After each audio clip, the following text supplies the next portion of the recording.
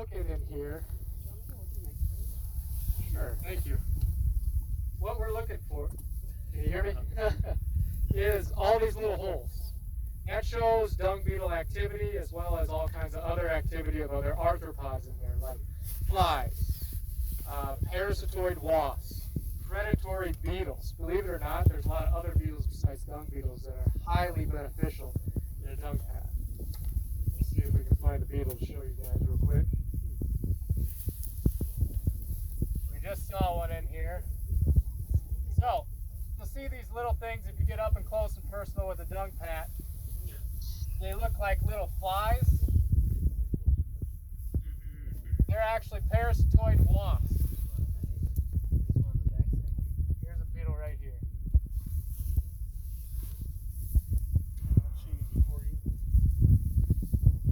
And they come in all shapes and sizes here. But the little guys with wings, they're wasps, they're beneficials. They can't get into a dung pat until, here's a beetle. They can't get into a dung pat until a beetle like this makes a tunnel there for them. So typically when a dung pat is laid, the flies come first, they're there within minutes. A dung beetle like this finds it within an hour. And they'll keep coming to it for up to about 5 days until it starts to dry out. And what they're doing, they're building all these little tunnels in these pats. See those little holes, pock marks? When you see holes on the top of your pat, that's not just a sign of flies that are emerging out of it. That's a sign of dung beetle activity. The more holes you got, usually the more dung beetles and other arthropods. Not only do these guys open up tunnels for our parasitoid wasps in here. I don't know if anyone wants to. There. That's a little cleaner. There's also all kinds of predatory beetles. The most common you'll find is a Staphylidae beetle, a rogue beetle. They can be teeny tiny little buggers, or they can be about an inch big. And they always look the same. They're long and skinny. So look for long, skinny beetles. Those are predators. And what they're preying upon is fly maggots and eggs, and sometimes other dung beetles even. So, what kind of beetle is this? This guy? Yeah. Black one. So, I don't know the specific species, but what you're looking for is you don't necessarily want to look for specific species, you want to look for diversity. The reason I say that is there's 3 types of dung beetles. Yeah, I have dwellers, rollers, and tunnelers. Exactly. Yep. So there's, if you guys didn't hear him, he said he has tunnelers, dwellers, and rollers. And you want all 3 types if possible. Up here in the northern plains, we tend to have a lot more dwellers, but there are other types. The reason I say you want all 3 types is because they all do different things with a dung pat. So a dweller comes into a pat, and he sits in there, or she sits in there, and she makes her home inside the pat. They consume the water and the moisture and other microbes, sometimes fly maggots, other things in that pat. And when they're done with it, it breaks it up, and there's like these little granular kind of things. You'll see if there's a lot of dwellers in a pat. When you flip it over, it's just a bunch of granules. But that's how they break it down. A driller or a tunneler will get into a pat. They're usually pretty small, about the size of a pinhead, and they'll get in there and they'll drill a hole underneath of the pat. They'll come back up and they'll pull pieces of that pat down into their hole to make a home for their larvae.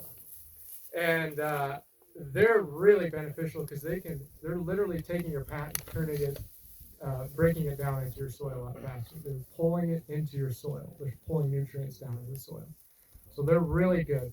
I've seen some pats that have pastures that have a lot of tunnelers, and the pat broke down in a matter of 10 days when I put one out there for it. So they can be really beneficial for taking care of your dung. And that's beneficial because it takes away moisture and resources from your fly maggots. That's the name of the game. It won't kill them all, but you're trying to reduce that fly population. You're trying to break down those dung bags quicker. And then, I guess, back on our subject of tunnelers, dwellers. Rollers is the last group of dung beetles. Rollers are the celebrity of the dung beetle world. They get all the press. They're the ones you always see in National Geographic that are following the Milky Way galaxy to roll their ball of dung away.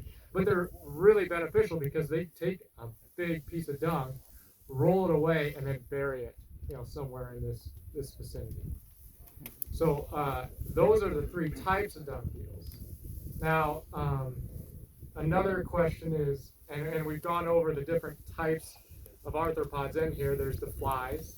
There's also predatory flies, believe it or not. They're not all negative flies. There's some fly maggots in there that are eating your pest fly maggots. So not all flies are bad. We do have problems with pests, and I won't negate that. But there are beneficial flies. There's the beneficial parasitoids. There's predatory beetles. And there's dung beetles, the three types of dung beetles. I think I saw a spider in there. The spider's coming to eat the... Yeah. Are the dung beetles spider food? They can be, maybe in the larval form. Okay. Probably not the beetles themselves. So if I see spiders, it means there's a lot of other littler ones that the spiders are eating on. Mm-hmm. Yeah. So there's also all kinds of critters underneath the pats. Mites, springtails, columbella. And columbella are really cool. They're these tiny, tiny little purple guys. They're some of the most common things you'll find on your soil in terms of arthropod abundance. The reason they're so important is they break down detritus, dying plant material, your dung pats, all the detritus in that, and they actually poop out soil. What comes out the other end of a springtail is literally a soil particle. It's really tiny, but there's thousands of them on a little square foot of soil. So I guess another question is, how do you get dung beetles into your pasture? Let's see if I Stand up for a little while. Thank you. How do we get dung beetles into our pastures if they're so important? There's quite a few methods. One thing that's important to understand is that dung beetles actually move quite a few miles across the landscape. I've read up to 30 miles. I've never found any research that backs that up, though. So I wouldn't be comfortable saying that, but they will move a couple miles at least. I know that. So how do you get your dung beetles? Cody was asking me, would they go to that paddock over there where the cows are right now? Yes, they would. Their livelihood depends on them finding dung paths. And they do that based on smell is a big part of it. And they often move in kind of patchy regions. So that's why you might be out in a pasture and you look at a pat and you're like, oh, there's no holes there. And the one right next to it's breaking down before your eyes and covered in dung beetles. There's all kinds of reasons for that. They may have just not liked the smell of that one. Or that pat may have been laid in the night. Dung beetles are only active during the daytime. And once there's a skin or like the top of that dung pat has hardened over, beetles will usually move on to a fresher pat because it's easier to get into. It's just easier work for them. So, and they do a lot because they rely on chemistry or the scent of a dung pat. The bigger scent cloud that you could put up, maybe by mob grazing or something like that, can actually bring them in a little bit better. Because you think about it, if you got a 100-acre pasture and you got cows roaming all over the place, they might be concentrated on the trees on days like today or around the water tank. You'll probably have a lot of dung beetles in those areas because they're laying a lot of cow pies. But when a cow goes out to forage on the other side of the pasture sometime, they're not going to even bother going back. So that patty will be sitting there for a long time. The other thing why we talked about diversity of dwellers, tunnelers, and rollers, diversity is really important, not just in terms of the types of dung beetles that you want, but also it's important because you want dung beetles from the beginning of the year through the end of the year. and there's a lot of different species, and they're not all active for the entire year. So typically up here in the northern plains, we get a small emergence in early May, and those are the beetles that overwintered as adults.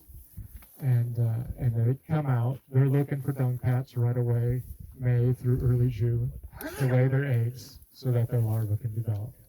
Then there's another flush that will come out starting in July, August, especially peaking in August. They're the larvae that were laid earlier in the year. And so you get this kind of bump of populations emerging. So if you only have one or two species, you might only have dung beetle activity in May, and then maybe again in August. We've got a lot of species,